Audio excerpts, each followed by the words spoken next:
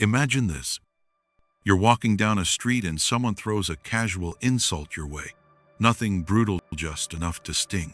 Maybe it's a look, a smirk, a whisper you weren't supposed to hear but somehow did.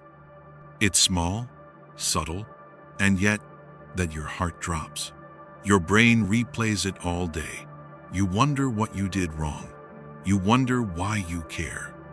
But here's the real kicker. The person who said it, they forgot it 5 seconds later. They don't think about you. They've moved on.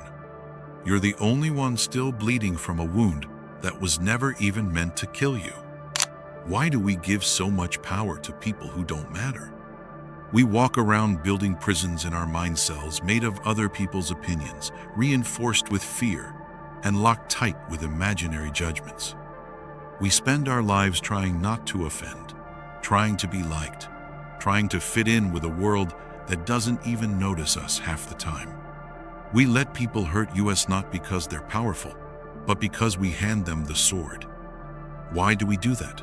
Why does a stranger's comment on social media ruin our day? Why does rejection feel like death? Why do we fear embarrassment more than failure? Why does being misunderstood feel like we're being erased?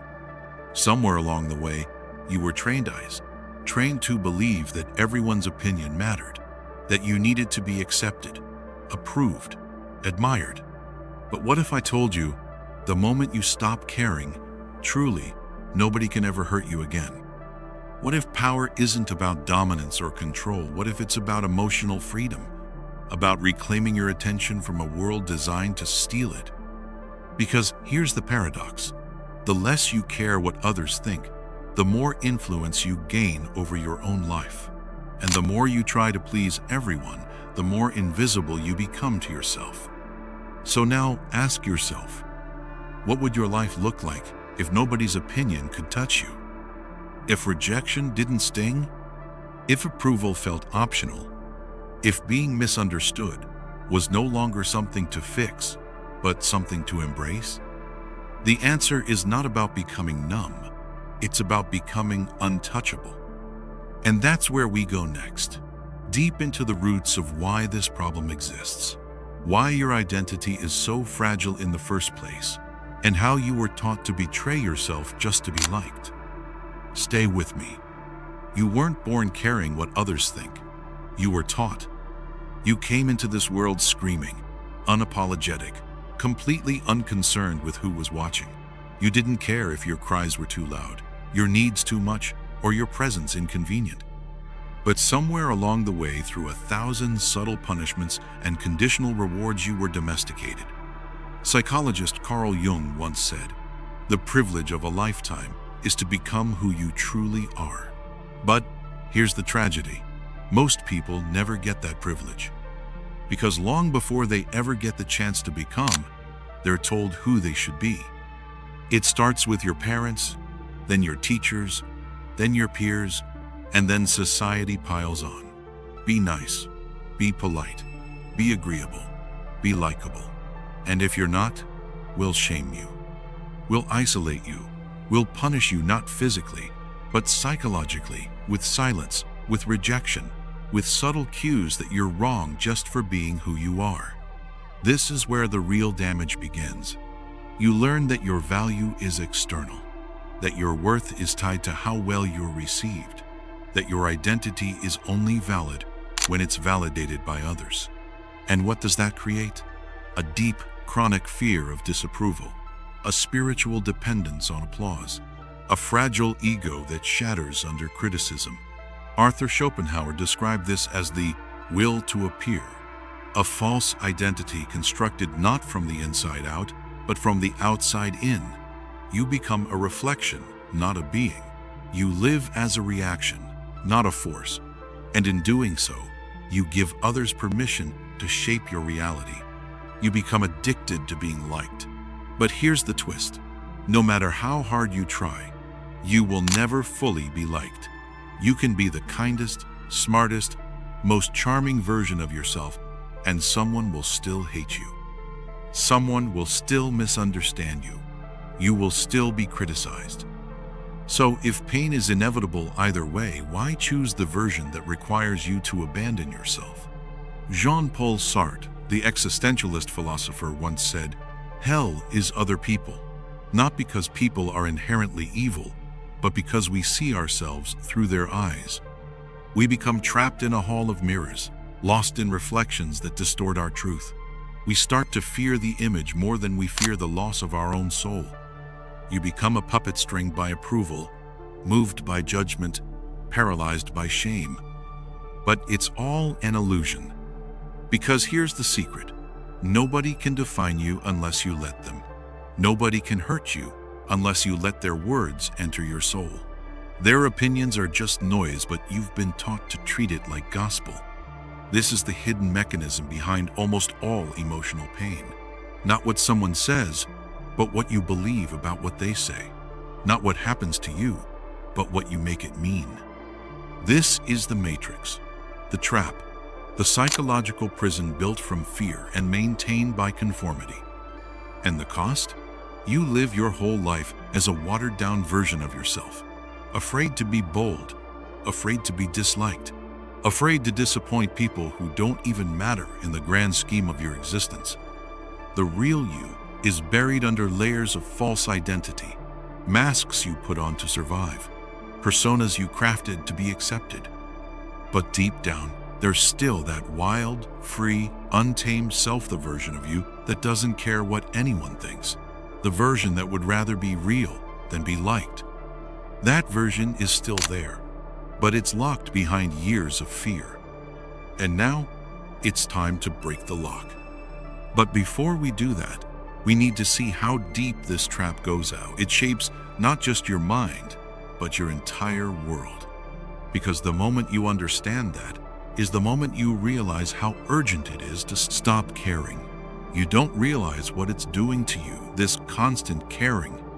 Not all at once, not in some big explosion, but little by little, slowly, quietly, like poison dripping into your coffee every morning. You start filtering your thoughts before you even speak. You hesitate before posting. You laugh at jokes you don't find funny. You nod when you disagree. You say yes when your entire body is screaming no. And the worst part? It feels normal. That's the real damage. It becomes so second nature to betray yourself that you don't even notice you're doing it anymore. You call it being polite. You call it being mature. You call it being strategic. But deep down, what you're really doing is dying, piece by piece, smile by fake smile. This isn't just a confidence problem. This is an identity crisis. Neurologically, your brain is wired for survival. And for thousands of years, survival meant acceptance. To be kicked out of the tribe was a death sentence. So your brain evolved to Pareto scan for threats, to obsess over status, to seek approval like oxygen. But now you're not in a jungle, you're in a digital coliseum. And the new predators aren't lions, they're likes, comments, gossip, and silence. You measure your worth in reactions. You mistake popularity for purpose, and every time you get a hit of validation, your brain releases dopamine, training you to chase it again, and again, and again. You become a slave to perception. And here's the terrifying part. You start building a life not around what you love, but around what's safe, what's accepted, what won't get you laughed at, criticized, or misunderstood. You choose careers that look good on paper, relationships that are socially approved, opinions that won't rock the boat. You stop asking, "What do I want?" and instead start asking, "What will they think?" And just like that, you disappear. And no one even notices. Because you've spent so long trying to be who they want, they never met who you really are. You become liked by everyone but known by no one, not even yourself. You walk through life like a ghost, present but unseen, breathing but not alive. And then the anxiety creeps in. You can't explain it, but it's always there. A low hum of unease, a quiet panic beneath your smile. You're exhausted, not because you're doing too much, but because you're constantly shape-shifting to fit into spaces never designed for your soul. This is the cost of caring. It steals your peace, your energy, your future. Because here's the ultimate lie. We think that caring what others think keeps us safe, but in reality, it makes us more fragile. The more you fear judgment, the more easily you are manipulated. The more approval you need, the more control others have over you. They don't even need to insult you anymore. All they have to do is ignore you. Silence becomes a weapon. Indifference becomes a knife. And you'll keep bleeding until you realize no one is doing this to you. You're doing it to yourself. You're the one holding the dagger of their opinions and stabbing your own spirit with it. But what if you didn't? What if the silence didn't scare you anymore? What if rejection didn't feel like death? What if you could walk into a room and not shrink, but expand? That's not just possible, it's necessary. Because until you stop caring what others think, you'll never know what you really think. Until you stop seeking to be understood, you'll never understand yourself. And now comes the moment you've been waiting for. The rebellion, the radical shift, the part where you stop playing the game and finally take back your soul. Here's the truth most people never tell you. You will never be free until you're willing to be disliked. Not just tolerated, not quietly resented, fully, openly, unapologetically disliked. That's where your power begins. Think about the people you admire, the icons, the rebels, the misfits, Muhammad Ali, James Baldwin, Frida Kahlo, Kanye West. They weren't respected because they were agreeable. They were respected because they were undeniable. You don't get remembered for fitting in. You get remembered for breaking the frame. So here it is. Stop apologizing for being too loud, too intense, too ambitious, too weird, too real. The world already has enough plastic people. It's starving for the raw and the untamed. But how do you actually do it? How do you stop caring when every cell in your body has been trained to care? Step 1. Start choosing truth over peace. Every time you bite your tongue to keep the peace, ask yourself, whose peace am I protecting? Because if your silence is costing you your truth, that's not peace, it's spiritual violence. Speak the uncomfortable truth. Say no without explaining. Set boundaries like your life depends on it, because it does. Step 2. Let people misunderstand you. Not everyone deserves access to your clarity. If someone twists your words, projects their fears onto your actions, or invents a version of you they can comfortably hate, let them. You are not here to babysit the insecurities of the world. You are here to become you fully, brutally, wildly you. Step 3. Stop negotiating your worth. Your worth is not up for debate. Not with strangers, not with friends, not with family. Every time you ask, "Am I good enough?" you hand someone else the pen to write your story. Take it back. Burn the old script. Write a new one where your value isn't a question, it's the foundation. Step 4. Embrace boredom, loneliness, and silence. When you stop caring, the noise dies down. So does the praise. The fake friends vanish. The distractions fade. At first, it feels like a loss. But in that silence, you'll hear something you've been drowning out for years. Yourself. And for the first time, you won't feel empty when it's quiet. You'll feel whole. Step 5. Practice sacred selfishness. Not the shallow kind, not arrogance, not cruelty, but the deep, soul-rooted kind. The kind that says, "I matter too." The kind that cancels plans to rest. The kind that leaves relationships that don't nourish you. The kind that makes time to build the life you actually want, not the one that looks good on Instagram. Because here's the paradox.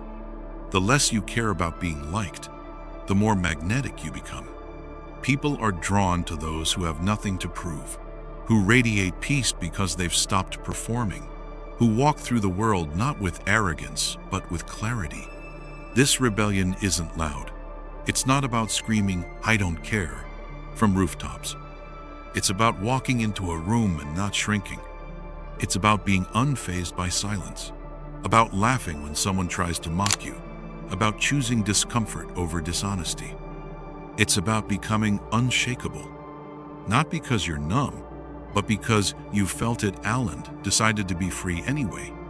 And when that moment comes, when the old you tries to whisper, "What will they think?" you'll smile and answer, "I no longer serve that God." This is your revolution. It won't always be pretty. You'll lose people. You'll shock people. You'll disappoint people. But what you'll gain is everything. Ready for the final section, the ultimate truth? You've been chasing freedom all your life. But here's the twist. Freedom was never out there. It wasn't in success, approval, validation, or revenge. It was hiding in the one place you were too afraid to look. Inside your willingness to be alone with yourself. Here's the final truth. Nobody can hurt you if you're no longer living to be accepted. Nobody can manipulate you if your self-worth isn't up for negotiation.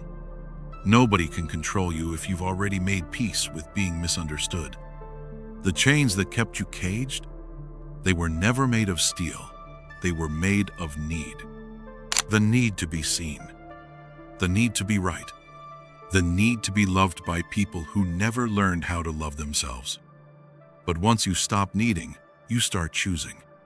And once you start choosing, you become dangerous. Dangerous to systems that feed off your insecurity. Dangerous to people who only loved the weaker version of you. Dangerous to the illusions you once bowed to like gods. Because the version of you who no longer gives a FCK is not broken, is not reckless, is free. This is the self that walks into a room and doesn't flinch when overlooked. That smiles at rejection because it's just divine redirection. That leaves without arguing. That stays without begging. That moves without asking permission. And this version doesn't just survive the world, it creates a new one. Now, look back. Look at the younger version of yourself, the one who stayed quiet, stayed small, stayed pleasing to feel safe. Can you see them now? Can you hold their hand and say, "You don't have to carry that anymore. I've got us now"? Because here's the ultimate plot twist. You never needed to be liked to matter. You never needed to be understood to be valid. You never needed the world's permission to be you. All you ever needed was your own permission. And now that you have it, you are unstoppable. Let them talk. Let them doubt. Let them leave. You won't chase. You won't shrink. You won't explain. Because finally, you understand. Nobody can ever hurt you.